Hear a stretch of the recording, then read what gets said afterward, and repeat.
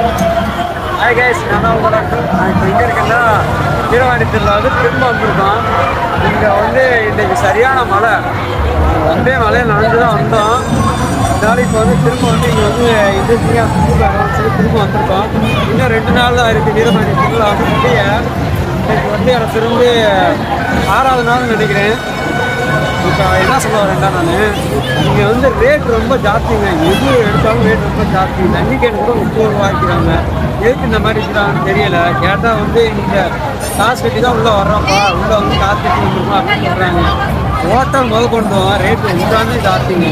முன்னாடி இது ஒரு பெரிய என்ன சொல்கிறது, மக்கள்கிட்ட வந்து ஒரு கொள்ளையடிக்கிற மாதிரி இது எங்கே முழுக்க வந்து இது யாரு மூலமாக வந்து இது நடக்குதுன்னு எனக்கு தெரியல. இது வந்து வீரபாண்டி வந்து நிறையா அந்த மாதிரி வந்து எல்லாருமே ரேட்டு ரொம்ப ஜாஸ்திங்க. கோயில் வந்து பக்தர்கள் எல்லாருமே சரி ரேட்டு கடை சாமி கும்பிட்டு சுற்றி பார்க்கணும்னு சொல்லி ஃபுல்லாமே ஏலக்கடைக்காக நிறையா பேர் வராங்க. ஆனால் உள்ளே வந்து இது ஒரு பெரிய நெட்வொர்க் மாதிரி, இது ஒரு எடுத்துக்க வேண்டாம் லீகலாக, அதாவது வந்து நம்ம தப்பு வந்து லீகலாக பண்ணுற மாதிரி இங்கே பண்ணுறாங்க சரிங்களா. ஏன்னா வந்து எல்லாமே ரேட்டு ஜாஸ்திங்க. இப்படிலாம் இருந்தால் வந்து என்ன சொல்கிறது, எப்படி என்னால் வந்து ஒரு இது பண்ண முடியும்? இது வந்து யாரோட தூண்டுதல் தெரியல, இது யார் இதுக்கு பின்னாடி இருக்கான்னு தெரியல. கண்டிப்பாக வந்து கமெண்டில் சொல்லுங்கள், யார் எந்தெந்த ஊரில் இந்த மாதிரிலாம் நடக்குதுன்னு சொல்லுங்கள். தேனியில் வந்து வீரபாண்டியில் வந்து இந்த மாதிரிலாம் நடக்குது.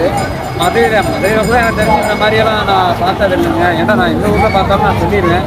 ஆனால் இங்கே வந்து இவ்வளோ ரேட் ஜாஸ்தி. பொதுமக்கள்கிட்ட இங்கே நாங்கள் கேட்குறோம், அவங்களோட பதில் என்னன்னு சொல்லி அடுத்தடுத்து நாங்கள் அப்டேட் பண்ணுறோம். பாய் காய்.